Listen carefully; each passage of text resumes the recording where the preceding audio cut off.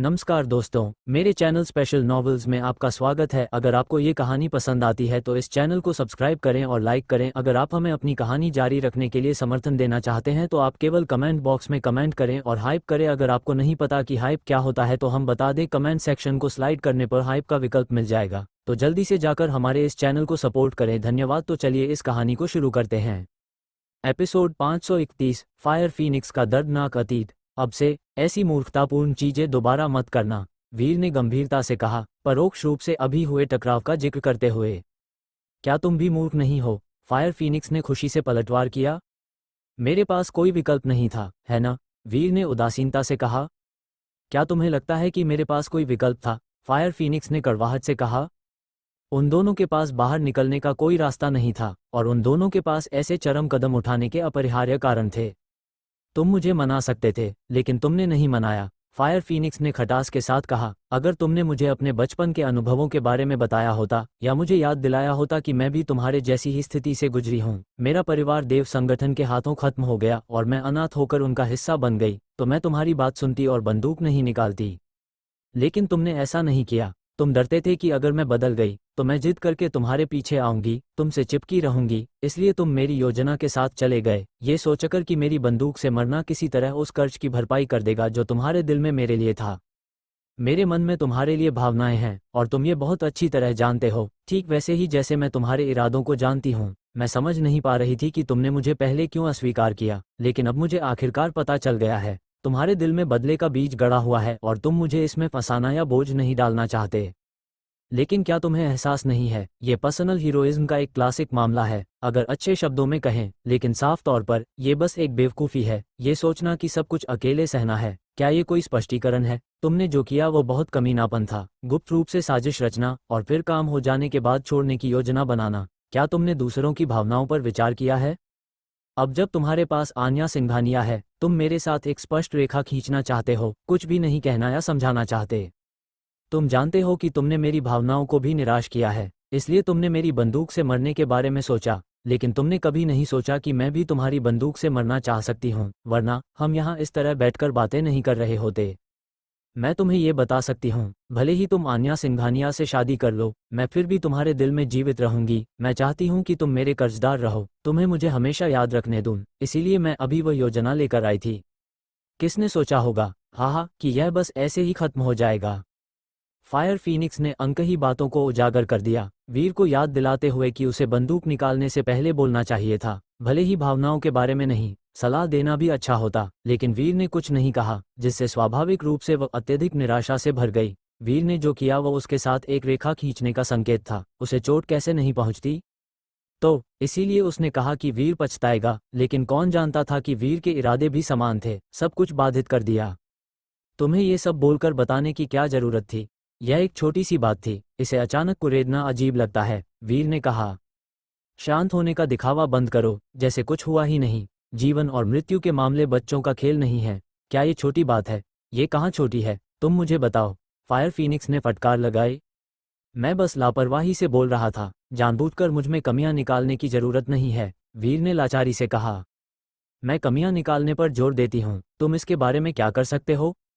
मैंने मौत का सामना करने के लिए पहले ही तैयारी कर ली है, क्या मैं अपनी भावनाओं को थोड़ा व्यक्त नहीं कर सकती? फायर फीनिक्स ने नाराजगी से कहा। मैं तुम्हारी तरह नहीं हूँ, किसी को पसंद करती हूँ लेकिन कभी एक शब्द नहीं कहती। तुम देर सबेर खुद का दम घोंट लोगे, बस इंतजार करो और देखो, तुम्हें बहुत बुरा लगेगा। अब तुम्हारे पास आन्या सिंघानिया भी है, देखते हैं तुम कैसे चुनते हो। तुम 3 पत्नियां और 4 रखैलें चाहते हो, मैं तुम्हें मरने का श्राप देती हूँ। इतना कठोर होने की जरूरत नहीं है, मुझे मरने का श्राप। इसके अलावा किसने कहा कि मैं तुम्हें पसंद करता हूँ? इसका 3 पत्नियों और 4 रखैलों से क्या संबंध है? मेरे जीने और काम करने के अपने सिद्धांत हैं, मेरे लिए चीजें मुश्किल बनाने की कोशिश करना बंद करो, वीर ने हताशा के साथ कहा। मेरे पास तुम्हारे लिए चीजें मुश्किल बनाने की ऊर्जा नहीं है। अगर तुम कठिन समय बिता रहे हो तो यह इसलिए है क्योंकि तुम इसे खुद पर लाए हो। इतना शानदार होना बहुत अधिक ध्यान आकर्षित करता है। फायर फीनिक्स मुस्कुराए, रहस्यमय तरीके से कहते हुए, तुमने अभी कहा, किसने कहा कि मैं तुम्हें पसंद करता हूँ? अब मैं तुम्हें बता रही हूँ, तुमने अभी कहा कि तुम मुझे पसंद करते हो। मैंने, किसने कहा? शब्दों को हटा दिया, 4 शब्द छोड़ दिए, मैं तुम्हें पसंद करता हूँ, है ना? तुम मुझे प्रपोज कर रहे हो, मैं इसे स्वीकार करती हूँ या नहीं, मैं नहीं कहूंगी। तुमने भी आवारा होना सीख लिया है, क्या यह अच्छा है? वीर ने हताशा में अपना सिर हिलाया। बिल्कुल, मैं बस एक आवारा हूँ। तुम एक आवारा हो, अगर तुम्हारे साथ नहीं तो मैं और किसके साथ आवारा बनूंगी? फायर फीनिक्स ने गर्व से कहा। क्या तुम्हें विश्वास है कि मैं तुम्हें मारूंगा? वीर ने कठोरता से कहा। तुम ऐसा नहीं कर पाओगे, फायर फीनिक्स ने धीरे से जवाब दिया। वीर पूरी तरह से हताश था, खुश और लाचार दोनों महसूस कर रहा था। कड़वाहट से कह रहा था, तुम ही अनुचित हो जो बेतुकी बहस करती है। तुम वास्तव में मुझे जाने नहीं दे रही हो, है ना? मैं एक औरत हूँ, यह मेरा अधिकार है। तुम्हें मुझे परेशान करने, मुझे छोड़ने की कोशिश करने की अनुमति किसने दी? फायर फीनिक्स ने शिकायत में बुदबुदाया। फिर अपनी नज़र बदलते हुए उसने डांटा, तुम्हें जाने नहीं दे रही, क्या तुम मुझे कुत्ता कह रहे हो? ये देखकर कि फायर फीनिक्स फिर से अपनी नर्म रणनीति का उपयोग करने वाली है, वीर ने जल्दबाजी में हार मान ली। ठीक है, मान लो मैंने हार मान ली। ठीक है, चलो थोड़ा शांत हो जाओ और कुछ गंभीर बात करो। क्या हम अभी गंभीर मामलों पर बात नहीं कर रहे हैं? फायर फीनिक्स ने चंचलता से हंसा, हालांकि सतह पर वह मजाक कर रही थी। वास्तव में उसने खुद को शांत किया और अधिक संयमित हो गई। मैंने तुम्हारे बैकग्राउंड की जांच की है, सुनना चाहती हो? वीर ने पूछा। जब उसने देव संगठन की विशिष्ट ताकतों को खत्म किया तो टॉप सीक्रेट फाइलों को हटाने से पहले उसने स्वाभाविक रूप से फायर फीनिक्स और जल्लाद के अतीत को देखा, क्योंकि ये दोनों वे थे जिनकी वह सबसे ज्यादा परवाह करता था। इसलिए स्वाभाविक रूप से वह उनके बैकग्राउंड को समझना चाहता था। ये कितना दुर्भाग्यपूर्ण है। फायर फीनिक्स की आंखें पानी की तरह शांत हो गईं।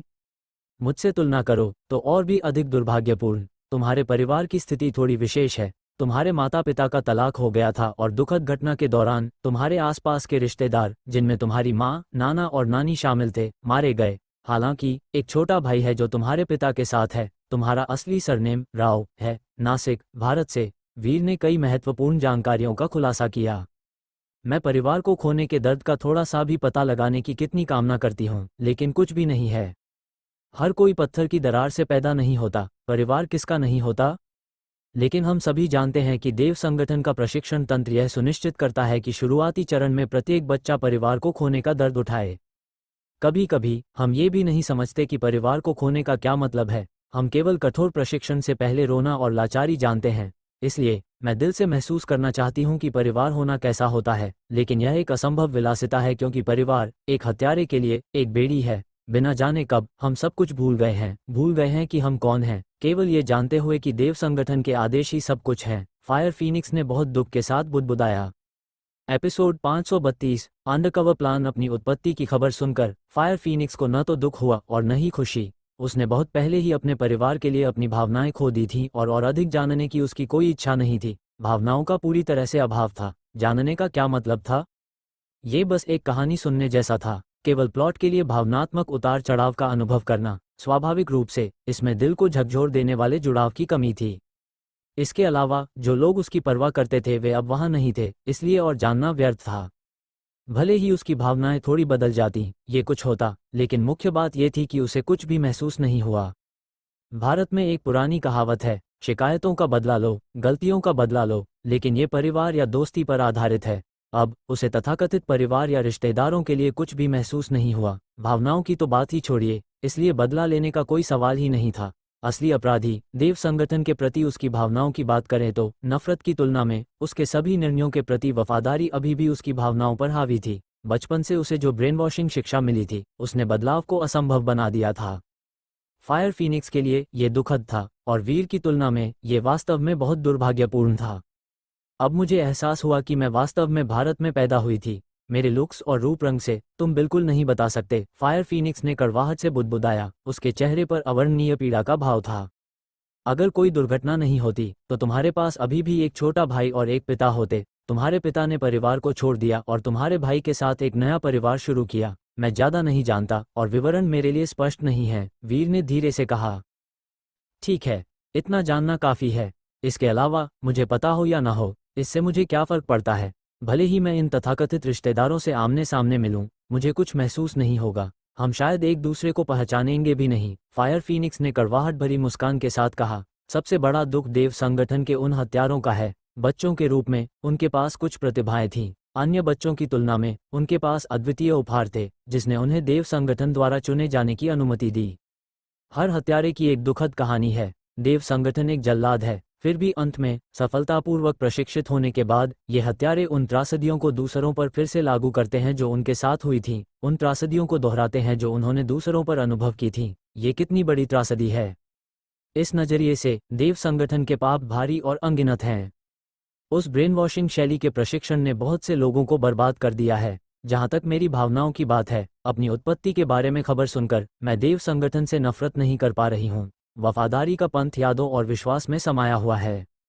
यही कारण है कि जब देव संगठन के बड़े सदस्य लगभग मर चुके थे, तब भी धूर्त सियार ही एकमात्र ऐसा व्यक्ति बचा था जो किले को संभाल सकता था, क्योंकि देव संगठन द्वारा तैयार किए गए हत्यारे धूर्त सियार के प्रति समर्पित रूप से वफादार हैं। वफादारी, अडिग वफादारी की शिक्षा और प्रशिक्षण ने हर हत्यारे की आत्मा और मज्जा पर आक्रमण किया है। एक जटिल अभिव्यक्ति के साथ फायर फीनिक्स ने इन शब्दों को आवाज दी। वीर ने फायर फीनिक्स की बातों को गहराई से समझा और सहानुभूति व्यक्त की और कुछ नहीं कहा। अपने दिल में उसने फायर फीनिक्स के परिवार को याद किया, ये सोचते हुए कि अगर वह बाद में उनसे मिला तो यदि संभव हो तो वह उसकी ओर से उनकी मदद करेगा। वह खुद को भी याद कर सकता था, क्योंकि बिखरी हुई यादें उसे लगातार परेशान करती थीं।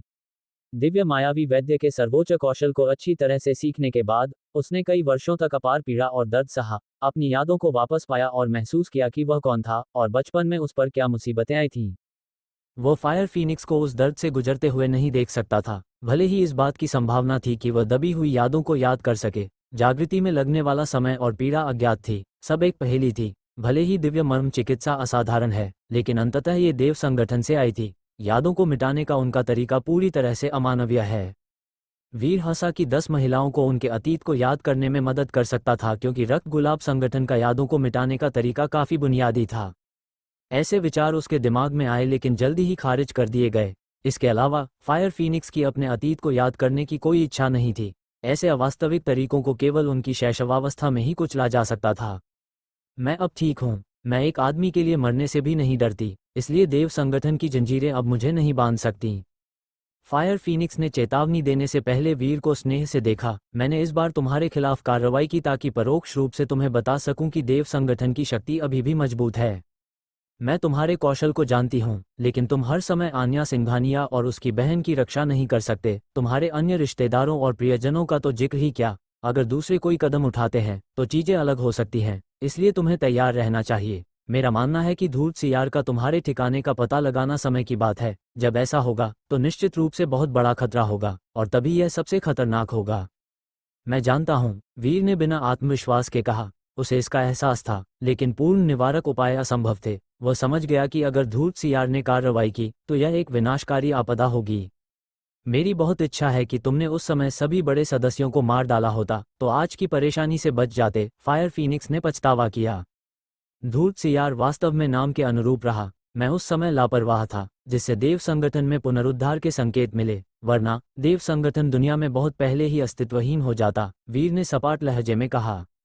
हालांकि हमारे पास अभी भी एक मौका है। जब तक हम धूर्त सियार को ढूंढते हैं और उसे खत्म करते हैं, तब तक ये सुलझ जाएगा। लेकिन धूर्त सियार का ठिकाना अनिश्चित है, जिससे उसे ढूंढना अविश्वसनीय रूप से कठिन हो जाता है। मेरे पास धूर्त सियार के छिपने की जगह निर्धारित करने के लिए कोई सुराग नहीं है, फायर फीनिक्स ने लाचारी से कहा। मौजूदा स्थिति को देखते हुए धूर्त सियार को खत्म करने से देव संगठन नेतृत्वहीन होकर बिखर जाएगा और कोई बड़ा खतरा नहीं रहेगा। वीर ने इसे समझा, लेकिन धूर्त सियार का पता लगाना लगभग असंभव लग रहा था।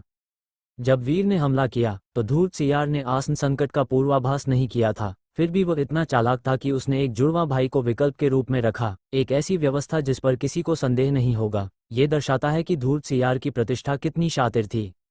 मैं अब देव संगठन की शक्ति को मजबूत करने में धूर्त सियार के भरोसेमंद सहायकों में से एक हूँ, जो मेरी सहायता पर निर्भर है। इसलिए जब समय सही होगा, हम संयुक्त रूप से धूर्त सियार को मार डालेंगे, इस कैंसर को मिटा देंगे। फायर फीनिक्स ने उग्रता से कसम खाए।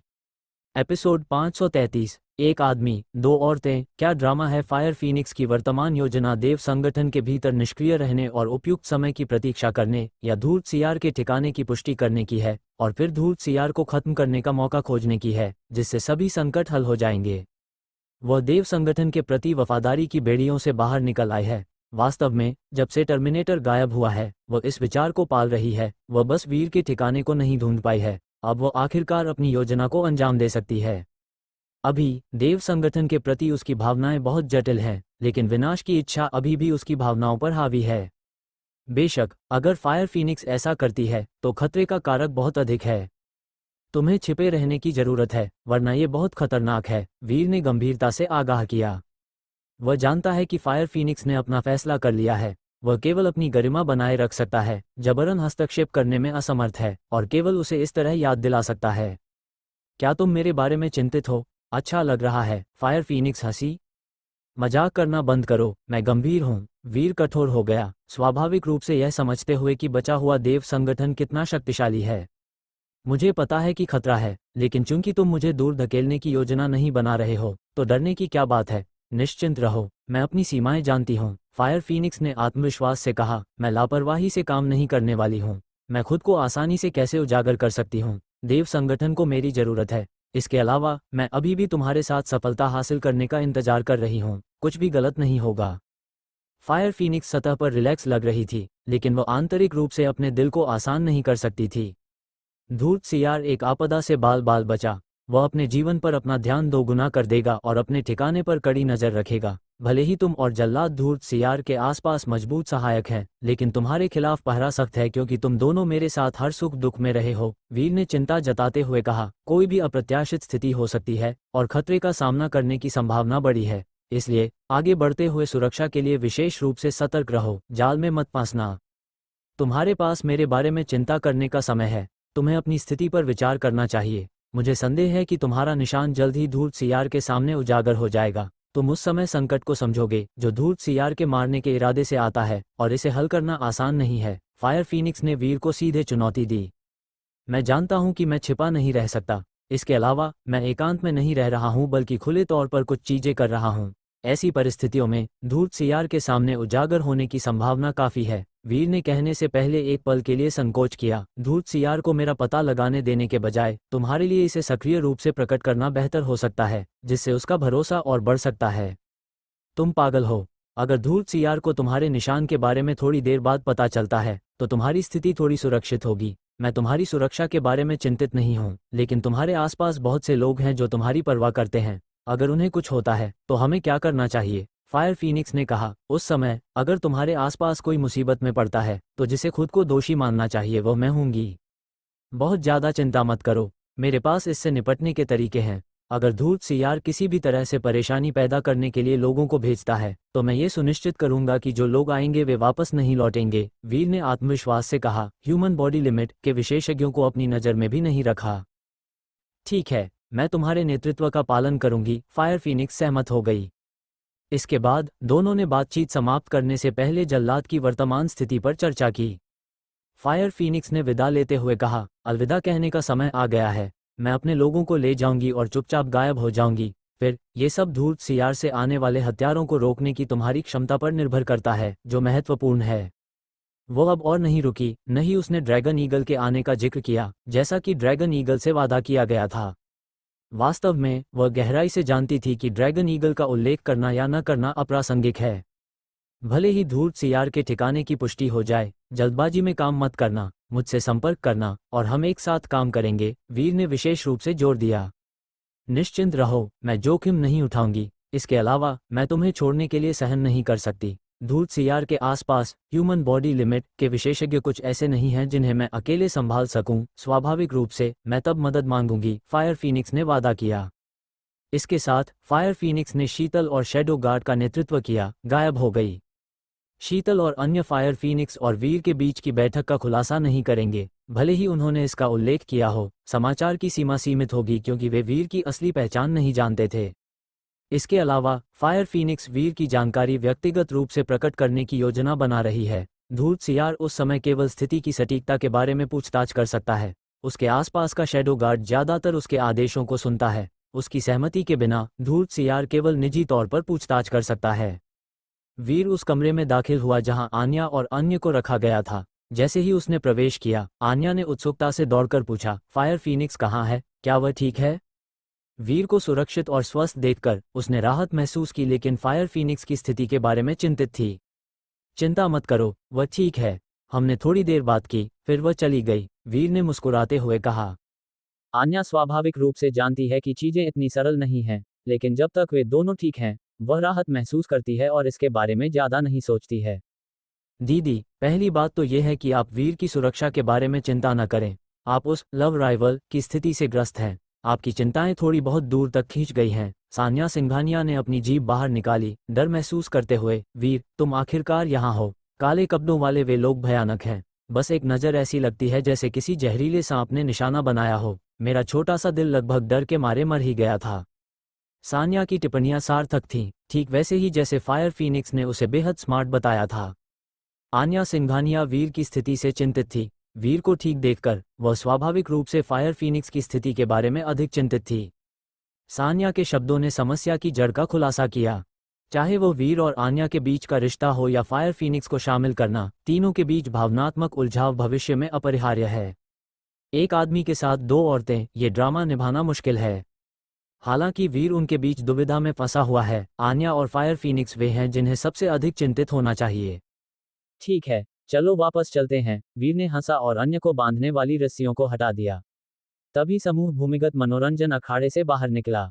मुझे उम्मीद नहीं थी कि टर्मिनेटर और फायर फीनिक्स दुश्मनी को दोस्ती में बदल देंगे। मुझे कोई भूमिका निभाने का मौका भी नहीं मिला। ड्रैगन ईगल ने वीर और अन्य को जाते हुए देखा। आंखें गहरी और भ्रम से भरी हुई थीं।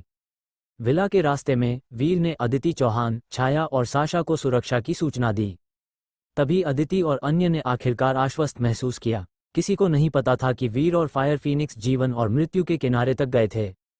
एपिसोड 534, टर्मिनेटर पहचान का कबूलनामा। विला लौटने के बाद इस झूठे अलार्म का प्रभाव चुपचाप गायब हो गया और अंतर्निहित उथल पुथल हवा के साथ बह गई। चाहे वह ड्रैगन की हरकतें हों या वीर गैंग का भव्य हंगामा, ये सब एक आदर्श अंत के साथ समाप्त हुआ, जिससे हर कोई खुश हो गया। साशा, मैडम मलाईहेकर ने देखा कि वीर, आन्या और अन्य सुरक्षित वापस आ गए और स्वाभाविक रूप से राहत महसूस की। तुम लोगों के साथ क्या चल रहा है? वापस आते समय तुम बोलने में हिचकिचा रहे थे। वीर पर तुम्हारी सतर्क निगाहें अभूतपूर्व सम्मान से भरी थीं और एक अवर्णनीय विशिष्टता। वास्तव में क्या हो रहा है? सान्या सिंघानिया ने हंसा और अन्य महिलाओं से पूछा, जो भ्रम से भरी थीं। बस कहो कि तुम्हारे दिमाग में क्या है। इधर उधर की बातें करने की जरूरत नहीं है। आन्या की भ्रमित आंखें टिमटिमाई जब उसने वीर की ओर देखा, ये जानते हुए कि यह सब उससे संबंधित था। हंसा और उसके समूह ने अजीब नजरें मिलाई और चुप रहे। उन्होंने लापरवाही से बोलने की हिम्मत नहीं की, यहाँ तक कि वीर की आंखों से सीधे आंखें मिलाने की भी हिम्मत नहीं की। इससे आन्या और उसकी बहन और भी हैरान हो गई। यहाँ क्या स्थिति है? इतना रहस्यमय क्यों? बस कहो कि तुम्हारे दिमाग में क्या है। मैं नहाने जा रहा हूँ, तुम सब बातें कर सकते हो। वीर शांति से चला गया, ये जानते हुए कि टर्मिनेटर के रूप में उसकी पहचान अब छिपी नहीं रह सकती। हंसा और उसके समूह ने पहले ही सुरागों से उसकी पहचान का अनुमान लगा लिया था, इसलिए अब आन्या से इसे छिपाने की कोई आवश्यकता नहीं थी। उसने पहले कुछ भी कहने से परहेज किया ताकि दूसरों पर दबाव न पड़े, लेकिन अब रहस्य छिपा नहीं रहेगा। उसे पहले से ही आभास था कि अदिति चौहान का संगठन मौका मिलते ही उसका सामना कर सकता है। आगे बढ़ो, वो अब कुछ भी छिपाने की कोशिश नहीं कर रहा है, तो तुम भी हिचकिचाना बंद कर सकती हो। जब तुमने फायर फीनिक्स को देखा तो तुम्हारा रवैया पहले से ही असामान्य था। उस समय तुम नहीं जानती थी कि वह एक दोस्त है, लेकिन तुमने सम्मान का एक ऐसा स्तर व्यक्त किया जो साधारण नहीं था, ठीक वैसे ही जैसे जंगल में कोई छोटा जीव जन्मजात श्रद्धा के साथ बाघ को देखता है। आन्या ने धीरे से कहा, अध्यक्ष महोदया, सुपरस्टार, हमने अपने रक्षक की पिछली पहचान का अनुमान लगा लिया है, इसलिए ये सम्मान और डर हमारे अंदर पैदा हुआ है। ये भावना हमारे भीतर समाई हुई है, जो केवल अंडरवर्ल्ड या पेशेवर हत्यारों को पता है। उनकी पहचान वास्तव में आश्चर्यजनक है। दुष्यंती ने वीर की आकृति को बाथरूम में प्रवेश करते हुए देखा और सदमे में बोली, बिल्कुल, क्या पहचान? सान्या सिंघानिया चुप हो गई और उसका भाव असाधारण रूप से गंभीर हो गया। वह होशियार है। फायर फीनिक्स से लेकर वीर तक उसने पहले ही देख लिया था कि वीर का अतीत असाधारण हो सकता है। हमारे रक्षक टर्मिनेटर हैं, हंसा ने एक सांस में कह दिया। खास खास खास, तुमने क्या कहा? ये कैसे संभव है? साशा का गला रुंध गया और उसने अविश्वास में लगभग अपना पानी थूक दिया। जब वीर नहाने गया तो हंसा और उसके समूह का व्यवहार थोड़ा संकुचित हो गया। आन्या और सान्या जिज्ञासा से भरी थीं, जबकि साशा ने एक अलग थलग अभिव्यक्ति पहनी थी जो प्रतीत होता है कि उदासीनता का सुझाव देती थी। सभी अलग अलग भावनाओं के साथ एक साथ बैठे थे जब उन्होंने बात करना शुरू किया। लेकिन जैसे ही हंसा ने वीर को टर्मिनेटर बताया, साशा पूरी तरह से हैरान रह गई। यह उसे हास्यास्पद लग रहा था। आखिरकार वह वीर को अपनी आइडल के करीबी दोस्त के रूप में जानती थी। वह संभवतः टर्मिनेटर कैसे हो सकता है? ये कैसे हो सकता है? मायावी टर्मिनेटर संयोग से उससे मिल रहा है? उसका मानना था कि उसकी आइडल टर्मिनेटर थी और वीर बस उसकी आइडल का साइडकिक था। वे एक ही व्यक्ति कैसे हो सकते हैं? मैडम मलाई हैकर, इतनी आसानी से मत चौंको, सावधान रहो कहीं दम न घुट जाए। सान्या ने साशा के सिर पर प्रहार किया, डांटते हुए। हम वीर की पहचान के बारे में जान रहे हैं, तुम्हें क्या चिंता है कि यह असंभव लगता है? तुम क्या जानती हो? बेशक मैं जानती हूँ, मेरी आइडल टर्मिनेटर है, मैं कैसे नहीं जान सकती? साशा ने आत्मविश्वास से जोर दिया। वीर ने मुझे खुद बताया, वह टर्मिनेटर का करीबी दोस्त है। वह संभवतः टर्मिनेटर कैसे हो सकता है? क्या तुमने टर्मिनेटर को देखा है? टर्मिनेटर तुम्हारी आइडल कैसे बन गई? सान्या ने गहरी दिलचस्पी के साथ दबाव डाला। नहीं, मैंने टर्मिनेटर को नहीं देखा है। अगर मैंने देखा होता तो क्या मैं अभी भी खुद होती? साशा ने जवाब दिया। आत्मविश्वास की कमी थी? तो ये तय हो गया, बीच में बोलना बंद करो और बस धैर्य से सुनो, सान्या ने सलाह दी। आन्या ने साशा को एक सार्थक नज़र दी और कहा, बा देश में वापस, कोई आश्चर्य नहीं कि तुम आसानी से नाइट कैट स्क्वाड से अलग हो गई और हमारे साथ वापस आ गई। ये पता चला है कि तुमने वीर पर विश्वास किया जब उसने कहा कि वह टर्मिनेटर का दोस्त है, और इसीलिए तुम वीर को अपनी आइडल का करीबी दोस्त बताती रही। हमने कारण पूछा और तुमने कभी नहीं समझाया, और यही स्थिति रही है। क्या वह वास्तव में टर्मिनेटर हो सकता है? साशा धीरे धीरे अपने होश में आ गई, अपना निर्णय लेते हुए और अपनी हथेली से मुंह ढकते हुए हौंफने लगी, चुपचाप बुदबुदाते हुए। ऐसा लगता है कि वह वास्तव में टर्मिनेटर है। टर्मिनेटर के लिए कोई करीबी दोस्त कैसे हो सकता है? मैंने वास्तव में उस समय उस पर विश्वास किया था। कितना गुस्सा आता है। लेकिन नहीं, बिल्कुल गुस्सा नहीं आता। टर्मिनेटर द्वारा धोखा दिया जाना एक सर्वोच्च सम्मान है। टर्मिनेटर क्या है? एक उपनाम। आन्या और सान्या इस शब्द से थोड़े अपरिचित थे। अंडरवर्ल्ड से इतने दूर होने के कारण उनका कोई कल्पनीय संबंध नहीं था। रक्षक का उपनाम टर्मिनेटर है, जिसका नाम के अनुसार अर्थ है सब कुछ खत्म करने की क्षमता। अंडरवर्ल्ड में उन्हें 4 शब्दों में वर्णित किया गया है। सर्वशक्तिमान, वह कभी एक हत्यारा था, देव संगठन द्वारा बनाया गया एक लेजेंड और मिथक, अंडरवर्ल्ड की सबसे दुर्जेय शक्ति जिससे अनगिनत देश बाघ की तरह डरते थे। मिशन कितना भी चुनौतीपूर्ण क्यों न हो, इसे उनके द्वारा आसानी से पूरा किया जा सकता था। उनके हाथों में कभी भी कोई अधूरा काम नहीं रहा है। विभिन्न कौशलों में अपनी महारत के साथ वह विभिन्न सुरक्षा प्रणालियों के माध्यम से नेविगेट कर सकते थे, निषिद्ध क्षेत्रों में स्वतंत्र रूप से और बिना किसी बाधा के प्रवेश और निकास कर सकते थे। अंडरवर्ल्ड में टर्मिनेटर नाम लेजेंड और मिथक का प्रतीक है, जो सम्मान, भय या श्रद्धा पैदा करता है। बेशक बाहरी दुनिया के लिए देव संगठन एक कुख्यात बुराई के रूप में खड़ा है। आज तक कोई नहीं समझ पाया कि टर्मिनेटर देव संगठन के खिलाफ क्यों हो गया। इसके लगभग सभी उच्च रैंकिंग सदस्यों को मिटा दिया। टर्मिनेटर के कार्यों को अंडरवर्ल्ड में उस संगठन के खिलाफ होने के लिए नकारात्मक रूप से देखा जाता है जिसने उसे पाला था। ये पूरे अंडरवर्ल्ड के लिए आंख की किरकिरी है, लेकिन बाहरी दुनिया के लिए टर्मिनेटर के कार्यों ने दुनिया को देव संगठन की घातकता से छुटकारा दिलाया, जिससे वैश्विक नेताओं ने मैत्री प्रस्ताव भेजे, उन्हें देव संगठन के प्रमुख के मानद खिताब से नवाजा। बाद में टर्मिनेटर बिना किसी निशान के गायब हो गया। किसने सोचा होगा कि यह हमारा रक्षक होगा जिससे हम मिले थे? हंसा और उसका समूह अपने शब्दों को इकट्ठा करते हुए श्रद्धा और स्मरण के साथ बोला, एक ही बार में सब कुछ सुना दिया। एपिसोड 535। साली साहिबा की मालिश। हंसा ने बड़े उत्साह के साथ टर्मिनेटर के अतीत और अनुभवों के बारे में बताया, लगभग सब कुछ साफ कर दिया। वे एक निष्पक्ष रवैये के साथ तार्किक रूप से बात कर रही थीं। अगर वे अभी भी उस संगठन की सदस्य होती तो उनका लहजा और तेवर ऐसा नहीं होता। भले ही टर्मिनेटर के लिए सम्मान की भावना हो, लेकिन वे इतनी श्रद्धा नहीं दिखाती। आखिरकार टर्मिनेटर के कारनामे ऐसे नहीं हैं जिन्हें अंडरवर्ल्ड में कोई देखना चाहे। कौन चाहेगा कि जिस हत्यारे को उन्होंने पाला पोसा वही उनका विनाश बन जाए? कोई नहीं, बिल्कुल कोई नहीं। अंडरवर्ल्ड की हर ताकत अपने हत्यारों में लोहे जैसी वफादारी को एक अटूट विश्वास के रूप में बैठाती है। आज के अंडरवर्ल्ड के लिए टर्मिनेटर वो शख्स है जिसे हर कोई चुनौती देना चाहता है, लेकिन निश्चित रूप से इसके लिए क्षमता और कौशल की आवश्यकता होती है। केवल वे ही ऐसे विचार रखते हैं जिनमें क्षमता होती है, जबकि साधारण ताकतों के पास टर्मिनेटर को उकसाने की योग्यता भी नहीं होती। स्वाभाविक रूप से वे अभी भी उससे शेर की तरह डरते हैं। वैश्विक नजरिए से देखें तो देश टर्मिनेटर का गर्मजोशी से स्वागत करते हैं, उसकी मदद पाने की उम्मीद में, क्योंकि हर कोई जानता है कि टर्मिनेटर की कीमत कल्पना से परे है। बेशक आन्या स्पष्ट रूप से समझती थी कि वीर ने देव संगठन को निशाना क्यों बनाया। ये देव संगठन ही था जो वीर के दुर्भाग्यपूर्ण अतीत का कारण बना। वीर इसके आगे झुका नहीं, इसके बजाय बदले की भावना के तहत वह अपनी वर्तमान स्थिति तक पहुंचा, ऐसी कीमत चुकाते हुए जिसकी आन्या कल्पना भी नहीं कर सकती थी। इस पल वह बस वीर के लिए दुखी है। वीर ने पहले कभी इन चीज़ों के बारे में बात नहीं की और उसने कभी उसे मजबूर नहीं किया, क्योंकि वह जानती थी कि वीर अंततः खुलेगा और अपने घाव साझा करेगा। कम से कम उसके साथ वह श्रोता बनने को तैयार थी और वह दिन आखिरकार आ गया, लेकिन परिणाम उम्मीद से ज़्यादा ठंडा था। वह वीर के आंतरिक दर्द को समझ सकती थी। इतनी बड़ी विपत्तियों को झेलने के बाद भूलना असंभव है। सान्या असामान्य रूप से शांत है, हालांकि उसके विचार उसकी बहन जितने गहरे नहीं हैं। वह भी जानती है कि वीर के दुखद अतीत के पीछे का मास्टरमाइंड देव संगठन है। टर्मिनेटर, वीर ही टर्मिनेटर है। क्या धमाकेदार खबर है। साशा ने अपनी साफ आंखों को झपकाया, धीरे धीरे इस तथ्य को आत्मसात करते हुए चिल्लाई, वाओ, वीर ही टर्मिनेटर है। इसका मतलब है कि हमारे सामने जो वीर है वही टर्मिनेटर है। हमारा टर्मिनेटर के साथ इतना अच्छा रिश्ता है, ये कितना संतोषजनक है। साशा का लॉजिक एकदम अस्त व्यस्त है। वह थोड़ी देर बड़बड़ाती रही और फिर बाथरूम की ओर चमकती हुई नजरों से देखने लगी। टर्मिनेटर की शॉवर फोटो तो कमाल की होगी। टर्मिनेटर को बिना कपड़ों के करीब से देखना, क्या यह विशेष रूप से रोमांचक नहीं है। बस देखते जाओ, मैं अपनी आंखों को तृप्त करने जा रही हूँ। ये कहते हुए साशा खरगोश की तरह उछली और बाथरूम की ओर दौड़ पड़ी। हंसा और बाकी लड़कियां हक्की बक्की रह गईं। साशा की हरकतों को नहीं समझ पाईं। ये बहुत ही दुस्साहसी था।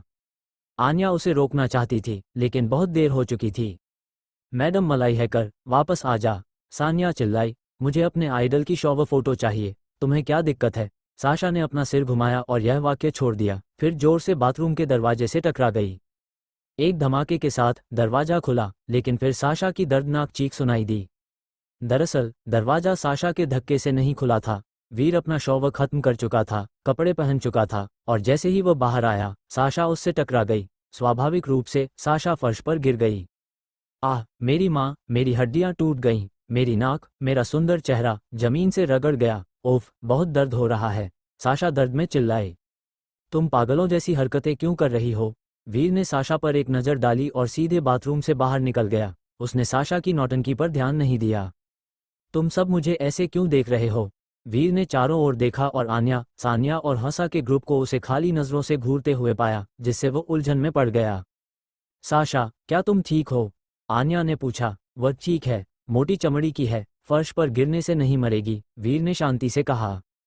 हंसा और 10 लड़कियां हैरान और परेशान थीं। साशा जैसी सुंदर लड़की, वह मोटी चमड़ी की कैसे हो सकती है। उसकी सुंदरता के लिए दया की कमी को छोड़ दें, वे इसे स्वीकार कर सकती थीं, लेकिन वीर की उदासीनता बहुत ज्यादा थी। वही पुराना अंदाज, हमेशा की तरह बेपरवाह, यहाँ तक कि मैडम मलाई हैकर बाथरूम में घुस गई खुद को पेश करने के लिए। मेरे प्यारे वीर ने एक नज़र भी नहीं डाली। वीर पहले जैसा ही है, केवल उन लोगों की रक्षा करता है जो उसके दिल में हैं, विचारशील और देखभाल करने वाला। बाकी सभी के लिए बस सड़क किनारे रहो। सान्या हंसी, वीर की ओर दौड़ते हुए, जीजू बैठ जाओ, शॉवर के बाद तुम थक गए होगे। क्या तुम्हें अपनी साली साहिबा से कंधों की मालिश चाहिए। सान्या ने एक अनिच्छुक वीर को खींचकर बैठा दिया।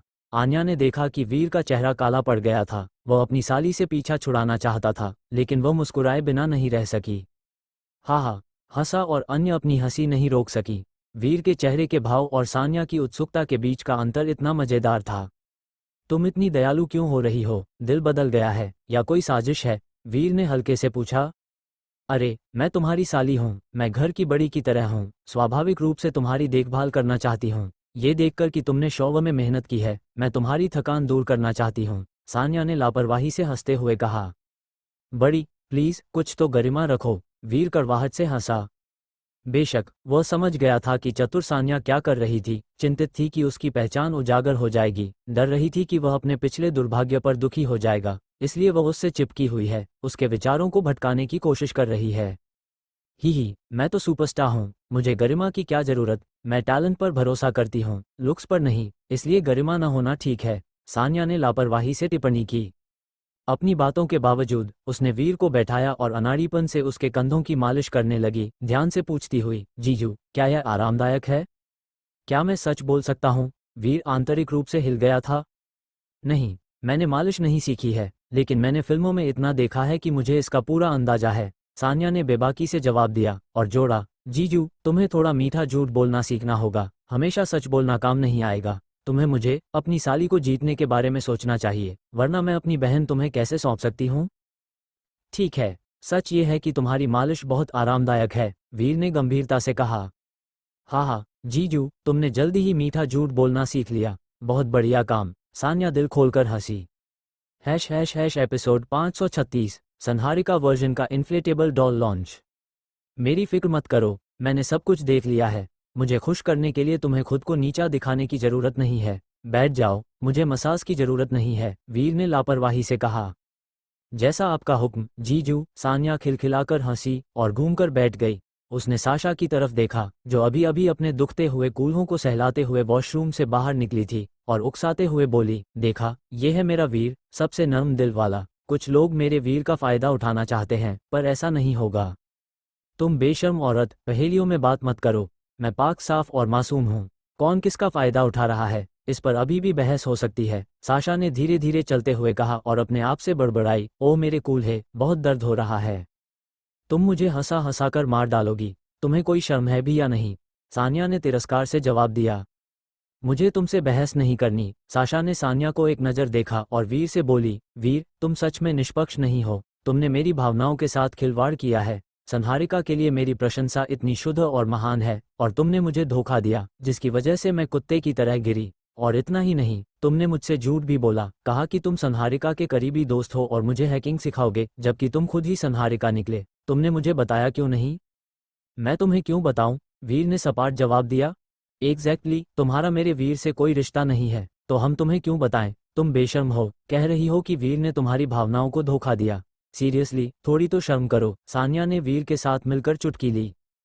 तुम लोग मिलकर मुझे परेशान कर रहे हो। हूँ, मैं अब और नहीं जी सकती, साशा ने हताशा में रोते हुए कहा, लेकिन वीर की ओर बढ़ते हुए बोली, मुझे अपने आइडल के साथ एक करीबी मुलाकात करनी है, वरना मैं सो नहीं पाऊंगी।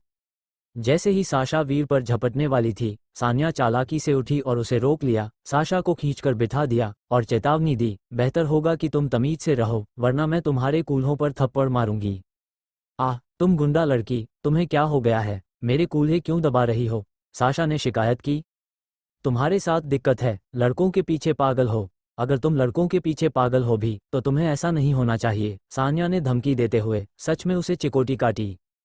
इसके साथ सान्या ने साशा को काबू में कर लिया, उसे पहले से ही एक प्यार में पागल लड़की की तरह बर्ताव करने से भी ज्यादा बेवकूफ़ी करने से रोक दिया। तब तक देखने के लिए कुछ मज़ेदार होता, लेकिन वीर साशा के नखरों पर कोई ध्यान नहीं देता। इसलिए साशा की शर्मिंदगी से बचने के लिए सान्या ने अच्छे इंसान की भूमिका निभाई।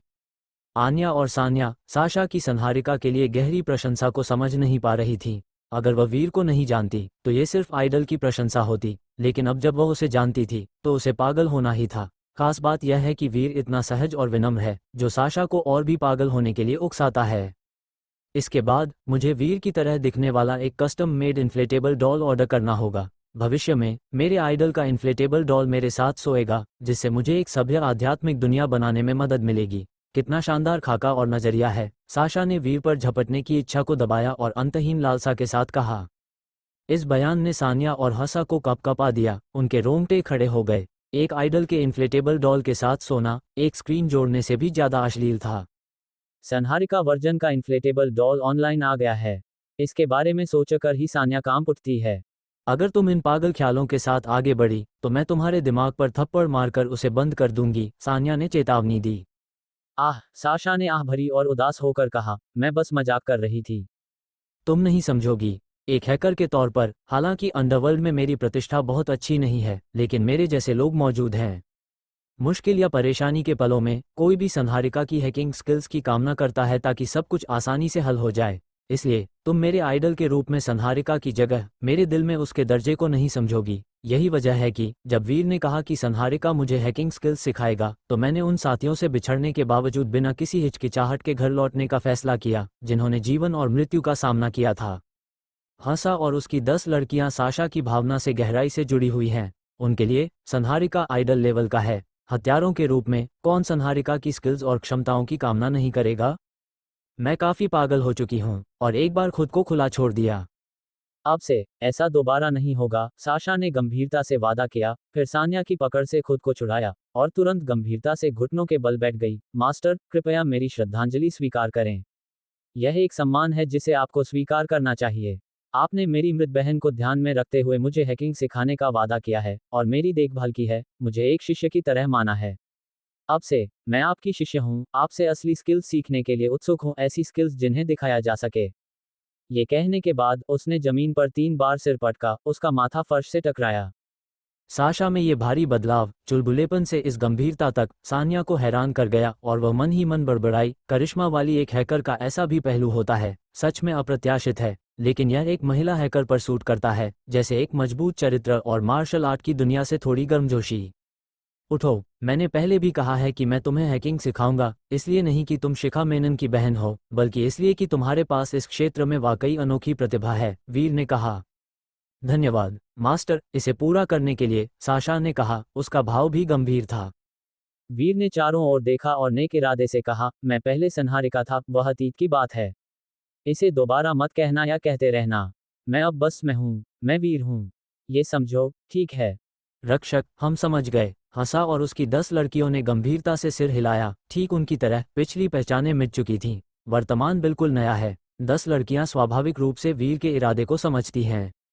जब ऐसा है तो देर हो रही है, जाओ और आराम करो, वीर ने हल्के से कहा। रक्षक, तो हम पहले चलते हैं। 10 लड़कियां चली गईं। मास्टर, मैं सीनियर सिस्टर जहां रहती हैं वहां शिफ्ट होने की योजना बना रही हूं, ताकि मैं हैकिंग स्किल्स का अध्ययन करने के लिए अधिक समय दे सकूं। आप मुझे ऑनलाइन सिखा सकते हैं, और अगर कुछ ऐसा है जो मुझे सच में समझ नहीं आता तो मैं आपके पास आ सकती हूं। विला में रहना असुविधाजनक है, मुझे उम्मीद है कि मास्टर सहमत होंगे, साशा ने कहा। वो मास्टर और आन्या के रोमांस में खलल नहीं डालना चाहती थी, उसका वहां होना अनावश्यक लगता था। इसके अलावा मास्टर और आन्या और अन्य लोगों के पास कंपनी का काम है और वह उन्हें परेशान नहीं करना चाहती। वह हैकिंग का अध्ययन करने के लिए एक शांत जगह चाहती थी। बिल्कुल नहीं, आन्या और सान्या ने लगभग एक साथ मना कर दिया। आज रात देर से धमाका हो रहा है, जो दोस्त जाग रहे हैं वे इसका इंतजार कर सकते हैं। कितने प्यारे हैं। अध्याय बहुत लंबा है, केवल ऑडियो का पूर्वावलोकन बनाया जाएगा।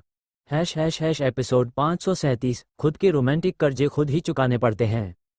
आन्या और सान्या ने शिखा मेनन की वजह से साशा को एक बहन की तरह देखा। वे उसकी और ज्यादा देखभाल करना चाहती थीं, स्वाभाविक रूप से साशा से अलग नहीं होना चाहती थीं। दिन रात एक साथ समय बिताना बिल्कुल सही होता।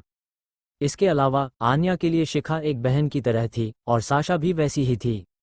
जब साशा ने बाहर जाकर छाया के साथ रहने की इच्छा जताई तो दोनों बहनों ने इसका कड़ा विरोध किया।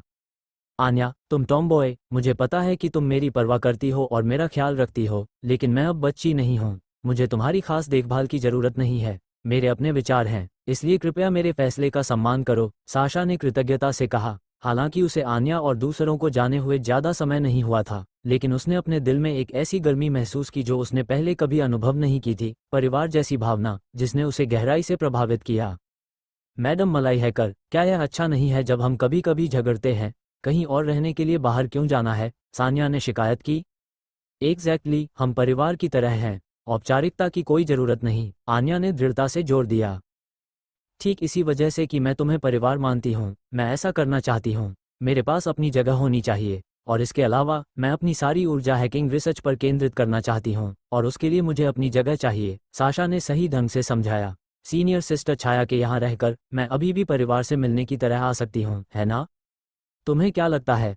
आन्या ने वीर की ओर देखा। जब साशा ने ऐसा कहा तो वह स्वाभाविक रूप से साशा के फैसले का सम्मान करने के लिए तैयार थी, लेकिन उससे पहले वो अभी भी वीर की राय सुनना चाहती थी। उसे अपना फैसला खुद करने दो, वह जहां चाहे रह सकती है। विला इतना बड़ा है, अगर वह वापस आना चाहे तो उसके लिए अभी भी एक कमरा है ना? वीर ने सपाट रूप से कहा। उसे अपनी निजी जगह चाहिए, और यह इंसानी फितरत है ना? इसके अलावा मेरे, उसके मेंटर और तुम सबके उसे एक बच्चे की तरह मानने से उसे दबाव महसूस होता है ना? मास्टर मुझे समझते हैं, साशा ने सम्मानपूर्वक वीर की ओर देखा। ठीक है, जब तुम ऐसा करना चाहती हो तो हमें तुम्हारी राय का सम्मान करना होगा, आन्या मान गई, यह महसूस करते हुए कि वीर की बातों में दम है। साशा के साथ बहुत ज्यादा बच्चे जैसा व्यवहार करना अच्छी बात नहीं थी। अगर स्किल्स की बात आती तो कई आन्या को एक साथ बांधने पर भी वे साशा का मुकाबला नहीं कर सकती थीं, और उसकी इतनी देखभाल वास्तव में अनावश्यक थी। एक्चुअली मैंने छाया से पहले ही बात कर ली है, कमरा मेरे लिए तैयार है। मैं अब वहीं जाऊंगी और सीनियर सिस्टर से मिलूंगी और उसे मास्टर की ताकत के बारे में बताऊंगी, साशा ने लापरवाही से कहा। फिर उसने गंभीरता से पूछा, मास्टर, क्या ये ठीक है अगर मैं छाया को आपकी पहचान के बारे में बता दूं? ठीक है, मैं भी उसकी क्षमताओं को काफी बढ़ाने की योजना बना रहा हूं। उसे और जानने देना कोई बुरी बात नहीं है। वीर ने विचार किया। देव संगठन से आसन जवाबी कार्रवाई के साथ वह स्वाभाविक रूप से एक शक्तिशाली कोर ग्रुप बनाना चाहता था। इस तरह आने वाली स्थिति का सामना करते हुए उसके पास अधिक आश्वासन और सफलता की संभावना होगी। तो ये तय है, मैं अब निकल रही हूँ। मास्टर, आप सब जल्दी आराम करें, साशा ने कहा। जितनी जल्दी बोला उतनी ही जल्दी काम किया। मैडम मलाई हैकर, इतनी जल्दी करने की कोई ज़रूरत नहीं है। आधी रात हो चुकी है, इतनी जल्दी क्यों है? सान्या ने आश्चर्य से पूछा। तुम्हें क्या पता, मैंने दिन में ही अपना थोड़ा सा सामान छाया की जगह पर पहुंचा दिया था। मैंने तुम सबको इस बारे में बताने की योजना बनाई थी। असल में यह विचार मेरे मन में कुछ समय से था, लेकिन कुछ काम आने की वजह से इसमें देरी हो गई, साशा ने कहा, फिर मुड़ी और चली गई। स्वाभाविक रूप से आन्या और अन्य लोग उसे विदा करना चाहते थे। साशा को विदा करने के बाद विला में केवल वीर, आन्या और सान्या ही बचे थे। भविष्य में हमारी स्थिति बहुत खतरनाक हो सकती है। अगर कोई मुझसे बदला लेने आया तो तुम्हें अकल्पनीय खतरे का सामना करना पड़ेगा। वीर ने एक पल के लिए सोचा और अपनी चिंताओं को सीधे सीधे बता दिया। तुम्हारा तुम और हम से क्या मतलब है? कोई तुम नहीं है, केवल हम हैं, आन्या ने पुष्टि की। जब तक तुम मेरे साथ हो मुझे किसी भी चीज़ से डर नहीं लगता। इसके अलावा अगर तुम नहीं होते तो मुझे नहीं पता कि मेरे साथ क्या हुआ होता। शायद मैं अब तक मर चुकी होती। एग्जैक्टली जीजू, तुम्हें हमेशा खुद को दूसरों की जगह पर नहीं रखना चाहिए। तुम्हें हमें एक साथ मानना चाहिए। हम खतरे से नहीं डरते, खासकर दीदी। मुझे लगता है कि वह गहरे प्यार में है। तुम्हारे बिना वह दिल टूटने से ज्यादा तबाह हो जाएगी, सान्या ने गंभीरता से कहा। अगर आन्या ने पहले अपनी बहन की सीधी सादी बातें सुनी होती तो वह अपनी शर्मिंदगी छिपाने के लिए उसे डांटती, लेकिन अब नहीं। एक शुद्ध हत्यारे के रूप में अगर दिल में प्यार या लगाव हो तो यह वास्तव में एक घातक कमजोरी है। इसके अलावा वीर के अब कई लगाव थे। अतीत की तुलना में वह उस व्यक्ति को पसंद करता था जो वह बन गया था। अंडरवर्ल्ड में पत्थर दिल बनकर घूमने से बेहतर है कि खून और मांस के साथ जिया जाए। शत्रुता रखने वाले किसी भी व्यक्ति को वह नहीं छोड़ेगा। ह्यूमन बॉडी लिमिट का योद्धा मजबूत है, लेकिन जरूरी नहीं कि उसके हाथों में अजेय हो। उसे जीत का पूरा भरोसा है, इसलिए इस आश्वासन के साथ वह अन्य चिंताओं में नहीं पड़ेगा। अतीत में वह अकेले ही खतरा उठाने का विकल्प चुनता, उन लोगों को खतरे से बाहर रखने की कोशिश करता जिनकी वह परवाह करता था। इसमें वह भी शामिल था जब उसने देव संगठन के उच्च अधिकारियों को बिना फायर फीनिक्स या जल्लाद को शामिल किए खत्म कर दिया था। लेकिन अब वह ऐसा नहीं करेगा। इसके बजाय वह साहसपूर्वक जवाबी कार्रवाई करने जैसे को तैसा करने का विकल्प चुनेगा। जिनकी वह रक्षा करता है उनके पास रहकर अगर कोई गलत इरादा रखता है तो वह उन्हें बेरहमी से मार गिराएगा। मुझे नहीं पता कि तुम्हारे और फायर फीनिक्स के बीच तब क्या हुआ था, लेकिन मैं अनुमान लगा सकती हूँ कि तुमने फायर फीनिक्स को दूर धकेल दिया होगा। उसे शामिल नहीं करना चाहते थे, लेकिन मैं नहीं चाहती कि मेरे साथ ऐसा हो, भले ही इसका मतलब मौत हो। मैं तुम्हें नहीं छोड़ूंगी। आन्या ने वीर को गहरे स्नेह से देखा। ऐसा दोबारा नहीं होगा, कभी नहीं। वीर अजीब तरह से मुस्कुराया, फिर भी मन ही मन सोच रहा था, जो कोई भी मेरे अपनों को नुकसान पहुंचाने की हिम्मत करेगा उसे मेरे गुस्से का सामना करना पड़ेगा। ये बेहतर है, आन्या खुशी से मुस्कुराए। लेकिन बात करें तो जीजू, अब तुम मुश्किल में हो। एक तरफ दीदी है, दूसरी तरफ फायर फीनिक्स। व्यक्तिगत भावनाओं को छोड़ दें तो दोनों ही बहुत खूबसूरत हैं, दोनों ही पूरे दिल से तुम्हारे प्रति समर्पित हैं। तुम कैसे चुनोगे? सान्या मुस्कुराई। एक प्रेम त्रिकोण को संभालना आसान नहीं है। अगर तुमने किसी को भी धोखा दिया तो यह अनुचित होगा। क्या तुम पहले मेरी प्यारी बहन को जीतने की योजना बना रहे हो या फायर फीनिक्स को, या दोनों को एक साथ? वीर का चेहरा तुरंत काला पड़ गया। वह परेशान महसूस कर रहा था। क्या हम इस बारे में बात नहीं कर सकते? चलो दीदी, सोने चलते हैं। उसे अपनी रोमांटिक परेशानियों से खुद निपटने दो। हम मदद नहीं कर सकते और करना भी नहीं चाहेंगे। आन्या उठी और ऊपर की ओर चल दी, पूरे समय मुस्कुराती रही।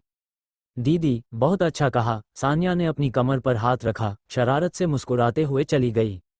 वीर का चेहरा हक्का बक्का था। वह अवाक था, खुद को हंसी और आंसुओं के बीच फंसा हुआ पा रहा था। अध्याय बहुत लंबा है, केवल ऑडियो का पूर्वावलोकन बनाया जाएगा। # एपिसोड 538। छाया दीदी बहुत कम रोती है। ग्रे वुल्फ बार अब यह वीर गैंग का मुख्यालय बन गया है और छाया हमेशा अपने पुराने इलाके में ही तैनात रही है। इस समय साशा प्यार से सीनियर सिस्टर बुला रही है और अपने मास्टर के गौरवशाली अतीत को सुना रही है। छाया सुन रही है, लेकिन वह पूरी तरह से स्तब्ध है, जानकारी को समझ नहीं पा रही है और जम सी गई है। साशा जोश से बोलती जा रही है, छाया के भावों से पूरी तरह बेखबर। तुम क्या दिन में सपने देख रही हो? ऐसा क्या हो सकता है जो तुम्हें इतना चौंका दे कि तुम हक्की बक्की रह जाओ? रोशनी ने धीरे से उसे धक्का दिया। वो छाया के चरित्र को अच्छी तरह जानती थी। उसने कभी भी छाया के चेहरे पर इतना गहरा सदमा नहीं देखा था। यह निश्चित रूप से आश्चर्यजनक था। साशा छाया को संहारिका के बारे में निजी तौर पर बता रही है। रोशनी को नहीं पता, ये जानबूझकर उससे छिपाया नहीं गया है, लेकिन अगर रोशनी को पता भी चलता तो वह संहारिका शब्द के महत्व को नहीं समझ पाती। छाया अलग है। अदिति चौहान से ह्यूमन बॉडी लिमिट के योद्धाओं की कुछ कहानियां सुनने के बाद उसे पहले से ही एक स्पष्ट समझ है कि संहारिका किस तरह का अस्तित्व है। डैम, हो ही नहीं सकता, संहारिका मेरा मास्टर है। एक ह्यूमन बॉडी लिमिट का योद्धा, अंडरवर्ल्ड में सबसे ताकतवर। अफवाह है कि उसने ह्यूमन बॉडी लिमिट के दायरे को पार कर लिया है, चरम शक्ति तक पहुंच गया है। एक 9 सितारा संहारिका वास्तव में मेरा मास्टर छाया है।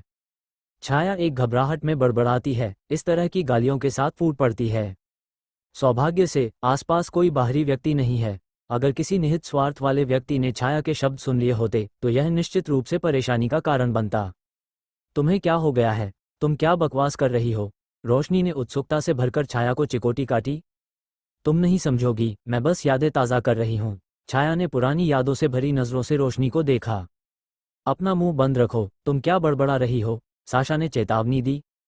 मैंने अपना आपा खो दिया, थोड़ा आपा खो दिया। छाया ने भावुक होकर सोचा। मेरे बारे में सोचो छाया, उस समय बार में बस एक छोटी सी लड़की थी, मुश्किल से गुजारा कर रही थी। अपमान से बचने के लिए मैंने लड़ने की हिम्मत जुटाई। अगर मैं मास्टर से नहीं मिली होती तो मैं अब तक सड़कों पर मर चुकी होती। मैं अब जो शान का आनंद ले रही हूँ वह कैसे ले पाती? हमारे मास्टर किस तरह के इंसान हैं? उस समय उन्होंने मुझे नीचा नहीं देखा, बल्कि मुझे अपना शिष्य बनाया। उन्होंने जो विचारशीलता मुझे दिखाई, भले ही मैं कृतज्ञता के साथ उन्हें चुकाना चाहूँ, यह असंभव है। मास्टर की दया का 10वां हिस्सा भी चुकाना मुश्किल है, भले ही मैं उनकी नौकरानी बन जाऊं।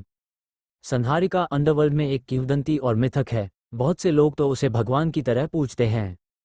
उस समय मैं बस एक मूर्ख सिपाही थी। प्रभावशाली लोगों की नज़रों में मैं कुछ भी नहीं थी, लेकिन हमारे मास्टर, इतने महान व्यक्ति, ने मुझ पर दया दिखाई, मेरी देखभाल की, मुझे निखारा। इसीलिए मैं आज जो कुछ भी हूँ वह हूँ। उन्होंने मुझ पर से भद्दे निशान हटाने के लिए भी बहुत मेहनत की, ये कहते हुए कि एक लड़की के लिए निशान अच्छे नहीं लगते। जैसे ही छाया बोलती है, अपने सख्त व्यक्तित्व के बावजूद वो अचानक फूट फूट कर रोने लगती है। आंसू अनियंत्रित रूप से बहने लगते हैं।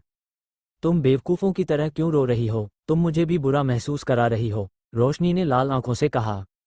मैं खुश हूँ, इतनी खुश कि मैं अपने मास्टर से मिली। मैं बहुत भाग्यशाली हूँ, छाया ने अपने आंसू पोंछते हुए कहा। जब तुम भाग्यशाली और खुश हो तो रो क्यों रही हो? रोशनी ने पूछा। बहुत ज्यादा भावुक महसूस कर रही हूँ, एक पल के लिए खुद को रोक नहीं पाई, छाया ने ईमानदारी से कहा। संहारिका की पहचान जानने पर साशा के उत्साह के विपरीत छाया अत्यधिक भावुक है। छाया आंसुओं तक कृतज्ञ क्यों न महसूस करे? यह मास्टर का मार्गदर्शन था जिसने उसे सम्मान के साथ जीने दिया और उसे अपना खुद का दर्जा हासिल करने दिया। फिर भी हमारे मास्टर इतने असाधारण व्यक्ति हैं, उन्होंने कभी उसकी उत्पत्ति को तुच्छ नहीं समझा या उसे नीची नज़र से नहीं देखा। जैसे ही ये दृश्य उसके दिमाग में फिर से चलते हैं, वो वास्तव में प्रभावित होती है और उसके भीतर की नाजुक भावनात्मक रेखा टूट जाती है। तुम हमारे मास्टर के चरित्र को जानती हो, है ना? अगर उन्होंने तुम्हें इस तरह देखा तो ये कितना शर्मनाक होगा, रोशनी ने सांत्वना दी। सही है, रोना नहीं है। छाया दीदी के बारे में सोचो, वह लड़कर उठी है, वह कैसे रो सकती है? खून बह सकता है पर आंसू नहीं। इस तरह का व्यवहार करना सिर्फ हमारे मास्टर को अपमानित करेगा, भले ही मास्टर को कोई आपत्ति न हो। मुझे है। छाया हठपूर्वक अपने आंसू रोकती है। हमारे मास्टर एक असाधारण व्यक्ति हैं, इस शिष्य को देखो कितना शर्मनाक है, रोशनी ने और चिढ़ाया। हाँ, भावुक होना मैं नहीं हूँ। छाया जोर से हंसती है, शराब का एक गिलास उठाती है और उसे पी जाती है। मास्टर के प्रति उसका सम्मान बहुत बड़ा है। हालांकि कभी कभी वह थोड़ी शरारती, यहाँ तक कि थोड़ी अपमानजनक भी हो सकती है, लेकिन मास्टर के प्रति उसका सम्मान उसके भीतर निहित है। बड़े या छोटे फैसलों के लिए जब भी वह फैसला नहीं कर पाती, वो मास्टर की सलाह का पालन करती। साशा को काफी शर्मिंदगी महसूस होती है, अपनी जंगली हरकतों को याद करते हुए उसका चेहरा लाल हो जाता है। सीनियर सिस्टर, तुम ठीक हो? जब से मैंने हैकिंग में हाथ आजमाया है, मैं संहारिका की प्रसिद्धि को जानती हूँ। संहारिका मेरा आइडल है। अभी अभी जब मैंने मास्टर की पहचान की पुष्टि की तो मैं वॉशरूम में घुस गई जहां मास्टर नहा रहे थे। तुम बताओ मैं कितनी निराश हूँ, साशा ने अजीब तरह से कहा। मुझे मास्टर को सम्मान देने जाना चाहिए, मास्टर को फिर से जानना चाहिए। सबसे महत्वपूर्ण बात, मास्टर से व्यक्तिगत रूप से मिलना और धन्यवाद कहना। छाया अचानक जाने का फैसला करती है, विला की ओर जाना चाहती है। शांत हो जाओ, अब आधी रात हो चुकी है, तुम क्या कर रही हो? मास्टर आराम कर रहे हैं, उन्हें परेशान करने जा रही हो। क्या तुम एक शिष्य के रूप में बिल्कुल भी शिष्टाचार नहीं जानती? रोशनी ने कहा, साशा को एक सार्थक नज़र देते हुए। एग्जैक्टली, मास्टर थक गए हैं, वह पहले ही सो चुके हैं, चलो उन्हें परेशान न करें, साशा ने जल्दी से कहा। सही है, मैं भूल गई थी कि पहले ही अंधेरा हो चुका है, मैं सुबह सबसे पहले जाऊंगी, छाया ने आत्मविश्वास से कहा। कल सुबह हम तुम्हारे साथ चलेंगे, ठीक है? रोशनी और साशा हंसी। जैसे ही तीनों बात कर रहे थे, जब छाया शांत हो गई थी, एक स्पष्ट महिला आवाज ने कहा, उसका शिष्य होने के नाते तुम्हारे पास साहस होना चाहिए। सम्मान के साथ जीना ही उसकी दया का बदला चुकाने के लिए काफी है, कभी भी योजनाओं के साथ नहीं, वो इससे सबसे ज्यादा नफरत करता है। कौन है? छाया की तीनों तुरंत सतर्क हो जाती हैं, दरवाजे की ओर देखती हैं। तभी एक आश्चर्यजनक रूप से खूबसूरत महिला, लुभावनी, शान से चलती हुई दिखाई देती है, जो तंग चमड़े के कपड़ों में सजी है, जो एक और तरह का आकर्षण और मोह प्रकट कर रही है। यह व्यक्ति स्वाभाविक रूप से फायर फीनिक्स है। फायर फीनिक्स ने जाने में जल्दी नहीं की, जितना संभव हो सके कम से कम निशान छोड़ने का प्रयास कर रही थी। उसने वीर से संक्षिप्त रूप से विदाई ली। वो अभी तक नहीं गई थी, आन्या से एक आखिरी बार मिलने के बाद जाने की योजना बना रही थी। ये बात करने की जगह नहीं थी, साथ ही वह नहीं चाहती थी कि वीर कुछ बातें जाने, और इसलिए छाया को ढूंढा, उसके माध्यम से आन्या को बाहर बुलाने का इरादा रखती थी। अध्याय बहुत लंबा है, केवल ऑडियो का पूर्वावलोकन बनाया जाएगा। # एपिसोड 539। आन्या, बाहर घूमना है क्या? तुम कौन हो? छाया ने फायर फीनिक्स को घूरा, पूरी तरह से सतर्कता से भरी हुई। सच कहूं तो जिस तरह से फायर फीनिक्स चुपचाप आई थी, उसने पहले ही उसका अतिरिक्त ध्यान खींच लिया था, और उसके दिल में जो सदमा था वह काफी तीव्र था। छाया, रोशनी और साशा ने एक दूसरे को देखा। उन्होंने फायर फीनिक्स की प्रतिष्ठा के बारे में सुना था, लेकिन उससे व्यक्तिगत रूप से कभी नहीं मिली थी, इसलिए अब वे स्वाभाविक रूप से शत्रुता का भाव रखती थीं। मैंने अभी अभी आन्या सिंघानिया और सान्या सिंघानिया को थोड़ी देर के लिए ले लिया था, तुम इस बारे में अनजान नहीं हो सकती, है ना? फायर फीनिक्स ने खुशी से कहा। उसने कहा, ले लिया। यह विनम्रता थी, और छाया और अन्य लोग पहले से ही फायर फीनिक्स की पहचान जानते थे। फायर फीनिक्स के शब्दों के लिए छाया के पास खंडन करने का कोई तरीका नहीं था, फायर फीनिक्स और उसके मास्टर के बीच गहरी दोस्ती को देखते हुए। तुम फायर फीनिक्स हो? छाया चिल्लाई, तुम यहाँ क्या कर रही हो? फायर फीनिक्स खुद ही बैठ गई, रोशनी पर एक नज़र डाली, और कहा, मैंने सुना है तुम अच्छी ड्रिंक बनाती हो, मुझे अपनी कुछ खासियतें बना दो। ठीक है, बस एक पल। रोशनी एक पल के लिए स्तब्ध रह गई, फिर चुपचाप सहमत हो गई और बोतलों के साथ छेड़छाड़ करने लगी। मुझे ऐसे मत घूरो, सटीक होने के लिए तुम्हें मुझे मास्टर की पत्नी कहना चाहिए। फायर फीनिक्स जोर से हंसी। मास्टर की पत्नी? छाया और साशा दंग रह गईं, यहाँ तक कि रोशनी ने भी लगभग एक बोतल गिरा दी जिसे वह पकड़े हुए थी। क्या फायर फीनिक्स अब अपना प्रभुत्व घोषित करने आई थी? लगभग पूरी दुनिया को ये बताने जैसा था कि वीर उसका आदमी है। ये बेहतर है। फायर फीनिक्स के चेहरे पर एक स्थायी मुस्कान बनी रही। इसने छाया और दूसरों को गुस्से में अपने दांत पीसने पर मजबूर कर दिया। वे हैरान थी कि फायर फीनिक्स ने सहमत होने की हिम्मत की। तुम्हें चिढ़ाना बंद करती हूँ, रिलैक्स, इतनी तनाव में क्यों हो? फायर फीनिक्स ने धीरे धीरे निर्देश दिया। हमें चिढ़ा रही हो? तुम खुद को क्या समझती हो? हम तुमसे परिचित भी नहीं हैं। छाया जवाब देना चाहती थी, लेकिन उसने ऐसा कहने की हिम्मत नहीं की। छाया के मन में कई शंकाएं थीं। वह पुरानी सोच वाली फायर फीनिक्स से असंतुष्ट महसूस कर रही थी, जो हमेशा उनका फायदा उठाना चाहती थी, लेकिन अपने मास्टर और फायर फीनिक्स के बीच के रिश्ते के कारण उसने अभी भी किसी भी अपमानजनक कार्रवाई के बिना एक सम्मानजनक व्यवहार बनाए रखा। जब तुम मास्टर की दोस्त हो और साहसपूर्वक दावा करती हो कि मास्टर तुम्हारा आदमी है, तो तुमने सिंघानिया बहनों का अपहरण क्यों किया? छाया ने सवाल किया, जिसमें फटकार का संकेत था। तुम क्या समझती हो? मैंने उनका अपहरण नहीं किया, मैं एक चेतावनी दे रही थी। अगर वे यहाँ के संकट को हल नहीं कर सकते, तो जब एक वास्तविक संकट आएगा तो यह एक त्रासदी होगी। फायर फीनिक्स ने कड़वाहट से कहा। आन्या और सान्या को ले जाने का कारण सभी के लिए एक रहस्य था, केवल वह और वीर उस समय की स्थिति जानते थे, दूसरे नहीं। फायर फीनिक्स ने छाया को देखा, उत्साह से कहा, तुम काफी अच्छी हो। उचित प्रशिक्षण के साथ तुम्हारे पास एक शक्तिशाली लड़ाकू बल हो सकता है। अपने खाली समय में अपने मास्टर से तुम्हें और प्रशिक्षित करने के लिए कहो, अन्यथा अगर कोई संकट उत्पन्न होता है तो तुम्हारा अंत दुखद हो सकता है। इसलिए दूसरों की रक्षा करना सीखने से पहले पहले अपनी खुद की ताकत को चरम पर सुधारो। लेकिन मुझे आगे सुधार करना मुश्किल लगता है, छाया ने भ्रम में कहा। उसने सोचा कि ह्यूमन बॉडी लिमिट का योद्धा बनना लगभग असंभव था। अगर यह संभव होता तो वह स्वाभाविक रूप से और प्रगति करने की उम्मीद करती। कौन कहता है कि यह असंभव है? निश्चिंत रहो, तुम्हारे मास्टर के पास एक तरीका है, फायर फीनिक्स ने आत्मविश्वास से कहा। रियली? छाया ने असीम खुशी दिखाई। बेशक ये सच है, फायर फीनिक्स ने पुष्टि की। और साशा, तुम भी एक अच्छी बीज हो, कड़ी मेहनत करो। अगर तुम दूसरों पर बोझ नहीं बनना चाहती और अपनी किस्मत को नियंत्रित करना चाहती हो, तो मजबूत बनना ही तुम्हारा एकमात्र विकल्प है। फायर फीनिक्स के शब्दों ने छाया और साशा को अनंत प्रोत्साहन दिया। चाहे वो युद्ध कौशल हो या हैकिंग कौशल, वे जीवित रहने के कौशल हैं। मैं तुम्हें बता दूं, अगर तुम अपने मास्टर को अपमानित नहीं करना चाहती, तो एकमात्र तरीका सम्मान के साथ जीना है। उसे चुकाने के बारे में मत सोचो, क्योंकि उसे तुम्हारे चुकाने की जरूरत नहीं है। बस अपने मास्टर का सच्चे दिल से सम्मान करो, किसी भी चालाक योजनाओं से बचो। बेशक वो तुम में सबसे पहले तुम्हारे चरित्र को महत्व देता है, वरना उसने तुम्हें शिष्याओं के रूप में नहीं लिया होता।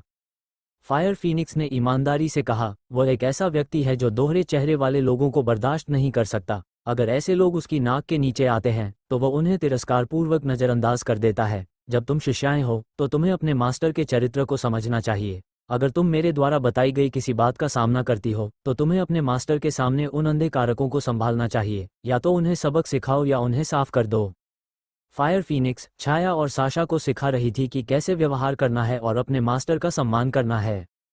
तुम मास्टर को अच्छी तरह से जानती हो? साशा ने सावधानी से पूछा। बेशक मैं उसे अच्छी तरह से जानती हूँ। हम 17 साल से साथ हैं। 17 साल के संघर्ष, 17 साल के खूनी युद्ध और 17 साल का आपसी समर्थन। मैं उसे जितना संभव हो उतना अच्छी तरह से जानती हूँ, फायर फीनिक्स ने खुलकर कहा। इस समय रोशनी ने ड्रिंक बनाना समाप्त कर लिया था और उन्हें फायर फीनिक्स के सामने रख दिया था।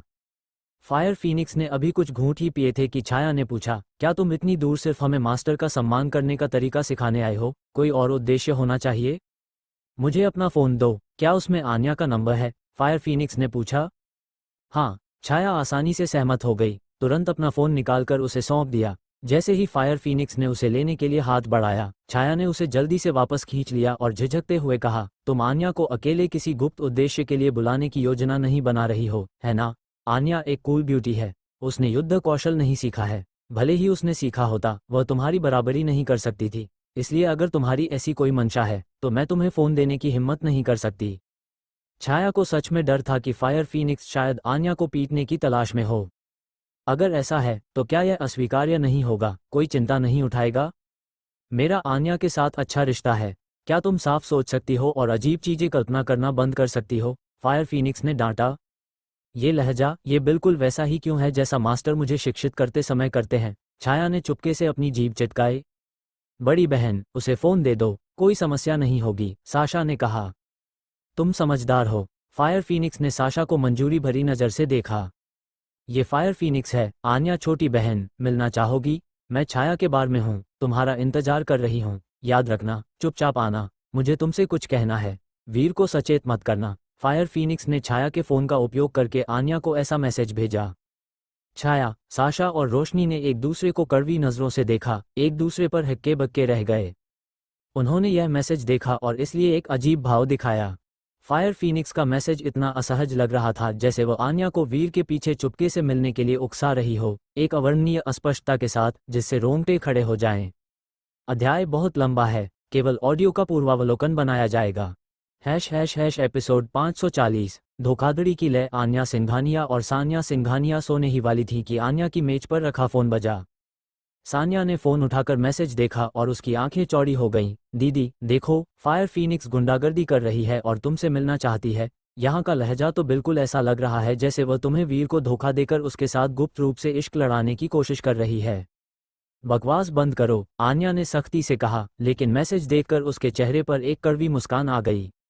आन्या अलमारी के पास गई और कपड़े बदलने लगी। सान्या ने फ़ोन छीन लिया और दिलेरी से कहा, वह गुंडागर्दी करना चाहती है। ठीक है, मुझसे मिलना, यह एक मास्टर के सामने बड़ी छुरी दिखाने जैसा है। मैं उसे ठीक कर दूंगी। सान्या जानती थी कि उसकी बहन फायर फीनिक्स से मिलने जा रही है, इसलिए उसने उसे नहीं रोका। कोई भी ऊल जलूल मैसेज मत भेजना, आन्या ने मुड़कर चेतावनी दी। चिंता मत करो प्यारी दीदी, मैं कुछ भी जल्दबाजी में नहीं करूंगी, तुम पूरी तरह से निश्चिंत रह सकती हो, सान्या ने आत्मविश्वास से वादा किया। फायर फीनिक्स दीदी, मिलना तो है, मेरा इंतजार करना। दीदी बस पहुंच ही रही है, नहा धोकर मेरी शानदार उपस्थिति का इंतजार करना। जब मैं पहुंचूंगी तो मैं जांचूंगी कि तुमने ठीक से सफाई की है या नहीं, समझी? सान्या ने हंसी रोकने के लिए अपना मुंह ढका और मैसेज भेज दिया। मैसेज के अनुसार आन्या और फायर फीनिक्स दोनों एक दूसरे को दीदी कहती हैं, कोई भी छोटी बहन बनने को तैयार नहीं है। छोटी बहन बनना एक मजाक है। क्या ये स्वीकार करने जैसा नहीं है कि वीर के सामने ओहदा और पहचान दोनों एक रखेल के समान हैं? वे इसे स्वीकार करने वाली नहीं हैं। उन्हें बड़ी बहन बनना ही होगा। प्राचीन काल में वो मुख्य पत्नी होती। रखेल बनना अस्वीकार्य है। न केवल यह एक निचला दर्जा है, बल्कि मरने पर भी तुम्हें पुश्तैनी कब्र में शामिल नहीं किया जाएगा। गड़बड़ मत करो, मैं अब जा रही हूँ, आन्या ने चेतावनी दी। जाओ जाओ दीदी, याद रखना फायर फीनिक्स ने क्या कहा, चुपके से निकल जाना और वीर को पता न चले। अगर उसे पता चला कि तुम फायर फीनिक्स के साथ इश्क लड़ाने जा रही हो तो यह अच्छा नहीं होगा। सान्या ने अपनी बहन का फोन पकड़ रखा था, फायर फीनिक्स को चुनौती देने के लिए तैयार। आन्या ने अपनी बहन पर एक नज़र डाली और फिर दबे पांव चली गई। ग्रे वुल्फ बार में मैसेज भेजने के बाद फायर फीनिक्स ने अपना फ़ोन मेज पर रख दिया, जवाब का इंतजार करने लगी। फ़ोन जला और मैसेज ने सबको चौंका दिया। फायर फीनिक्स, जो पी रही थी, घूंट निगल नहीं पाई और हंसी से फूट पड़ी। हा, क्या यह वही आन्या सिंघानिया है जिसे मैं जानती हूँ, जो अपनी ठंडक और अलग थलग रहने के लिए मशहूर है? टॉप लेडी बॉस का ऐसा भी एक पहलू है? उसका दबदबा दिखता है, मुझसे नहा धोकर इंतजार करने और मेरे शरीर की जांच करने के लिए कह रही है। उसकी योजना क्या है? गुंडागर्दी कर रही है। मेरी पसंद काफ़ी सामान्य है, इस तरह की चीज़ों में नहीं। फायर फीनिक्स ने लगभग हताशा में थूक दिया। फायर फीनिक्स को छोटी बहन कहना कुछ ऐसा है जिसे हम स्वीकार कर सकते हैं। टॉप लेडी बॉस के रूप में भले ही वो वास्तव में वीर के लिए फायर फीनिक्स से लड़े, बेशक वो पीछे नहीं रहेगी। लेकिन नहाने वाली बात सिर्फ आन्या नहीं हो सकती, है ना? आन्या इतना मूर्खतापूर्ण मैसेज कैसे भेज सकती है? शब्दों से ये सान्या महिला बदमाश की तरह लग रहा है जो गड़बड़ कर रही है। छाया, साशा और रोशनी ने एक दूसरे को एक अजीब भाव से देखा। ये प्रेसिडेंट सिंघानिया सच में काफी साहसी है, ठंडे मुखौटे के साथ, लेकिन अंदर से उग्र है ना? वरना वह मुझे क्यों चिढ़ाएगी? मैं सही हूँ। फायर फीनिक्स ने छाया और दूसरों को मनोरंजक ढंग से देखा। नहीं, बहुत गलत, आन्या कभी ऐसा कुछ नहीं करेगी, है ना? ये जरूर सान्या सिंघानिया का भेजा हुआ मैसेज है। हाँ, ये सान्या ही होगी, यह महिला बदमाश। साशा ने दृढ़ता से आन्या का बचाव किया, सभी आरोप सान्या पर डाल दिए। मुझ पर विश्वास नहीं है। मैं पुष्टि करने के लिए एक मैसेज भेजूंगी, तब हमें पता चल जाएगा कि मैसेज वास्तव में आन्या ने खुद भेजा था या नहीं, फायर फीनिक्स ने खुशी से कहा। फिर एक मैसेज भेजा, मैंने सब कुछ साफ सुथरा धो लिया है, तुम्हारे शरीर की जांच करने का इंतजार कर रही हूँ। तुम यहाँ हो, क्या तुम अकेली आई हो? फिर से धो लो, मैं रास्ते में हूँ। किसी को परेशान नहीं किया, मैं अपने साथ दुष्यंती को ला रही हूँ और कोई नहीं। जब तक मैं वहां नहीं पहुंच जाती, तुम्हारे शरीर की व्यक्तिगत रूप से जांच करने का इंतजार करो। मैसेज आन्या के नंबर से आया था। देखा, अब तुम्हें विश्वास हुआ? फायर फीनिक्स ने विजयी भाव से कहा। नहीं, कभी विश्वास नहीं करेंगे। छाया और अन्य लोगों ने दृढ़ता से अपना सिर हिलाया, लेकिन उनके भावों ने उन्हें धोखा दे दिया था। उन्हें लगभग विश्वास हो गया था कि मैसेज आन्या ने भेजा था। फायर फीनिक्स के साथ मजाक में कुछ बदमाश भाषा का उपयोग करना कुछ हद तक समझ में आता था। फूल खिलते हैं, हर एक की अपनी कहानी होती है। अब सान्या सिंघानिया की बात करते हैं। आन्या सिंघानिया दबे पांव विला से बाहर निकली, कोई बत्ती नहीं जलाई, परिचित रूप से बैठक में अपना रास्ता खोजा, दरवाजा ढूंढा और दुष्यंती को साथ चलने के लिए बुलाया। दीदी, जल्दी वापस आना, मजे करना, सान्या सिंघानिया ने विला की दूसरी मंजिल से फुसफुसाया। वीर तब अपने कमरे से बाहर निकला, बत्ती जलाई, चौंकी हुई सान्या पर एक नज़र डाली और पूछा, आन्या कहाँ गई? जीजू, तुम अभी तक सोए नहीं? नींद नहीं आ रही? सान्या सिंघानिया धीरे धीरे नीचे गई, बात को टालने का कोई तरीका सोच रही थी। मैं तुमसे पूछ रहा हूँ, तुम ऐसी क्यों लग रही हो जैसे तुम झूठ बोलने वाली हो? तुम क्या कर रही हो? वीर ने हंसते हुए पूछा। नहीं, सान्या ने घबराकर कहा, जल्दी से विषय बदलते हुए, जीजू, तुम सोए क्यों नहीं? मुझे लगा तुम सो गए हो। मैं सो रहा था, लेकिन तुम लोगों ने मुझे जगा दिया, वीर ने शांति से कहा। जीजू, तुम्हारे कान सुपर सेंसिटिव हैं, इतनी छोटी आवाजें भी तुम्हारे कानों से नहीं बच सकती। प्रभावशाली, सच में प्रभावशाली। सान्या सिंघानिया ने मासूमियत से अपनी पलकें झपकाईं। इधर उधर की बातें बंद करो और सच बताओ, छिपाने के लिए क्या है? वीर ने उदासीनता से आग्रह किया। जीजू, तुम सच में जानना चाहते हो? सान्या सिंघानिया ने गंभीरता से पूछा। बेशक, क्या ये स्पष्ट नहीं है? दीदी को किसी ने बाहर बुलाया है, वो व्यक्ति पहले ही सब कुछ साफ सुथरा धो चुका है और उसका इंतजार कर रहा है। तुम क्या बकवास कर रही हो? अविश्वसनीय बनी रहो और मैं अब परवाह नहीं करूंगा, जानना नहीं चाहूंगा। वीर ने मुंह फेरते हुए कहा। हाँ, जीजू, तुम्हें जानने का अधिकार है। ठीक है, मैं तुम्हें बताती हूँ। जल्दी बोलो। दीदी फायर फीनिक्स के साथ इश्क लड़ाने गई है। यह उगलने के बाद सान्या सिंघानिया ने राहत की सांस ली। अगर कुछ है तो वे आन्या को खोजने नहीं आएंगे। उसे बाहर क्यों बुला रहे हैं? सब रहस्यमय, पता नहीं वे क्या सोच रहे हैं, वीर ने हैरान होकर पूछा। जीजू, तुम नहीं समझोगे, लड़कियों के राज तुम्हारे साथ साझा नहीं किए जा सकते, सान्या सिंघानिया ने बीच में कहा। तुम्हें जल्दी सो जाना चाहिए, देर रात तक फोन पकड़ना अच्छा नहीं है, वीर ने सलाह दी जैसे ही वो मुड़ा और चला गया। जीजू, रुको, क्या तुम्हें लगता है दीदी फायर फीनिक्स से लड़ाई में पड़ जाएगी? सान्या सिंघानिया ने पूछा। नहीं, वीर ने सहमति में जवाब दिया। तो तुम्हें दीदी ज़्यादा पसंद है या फायर फीनिक्स ज़्यादा पसंद है? सान्या सिंघानिया ने आगे पूछा। धड़ाम, वीर ने दरवाजा बंद कर दिया और आराम करने लगा। अध्याय बहुत लंबा है, केवल ऑडियो का पूर्वावलोकन बनाया जाएगा।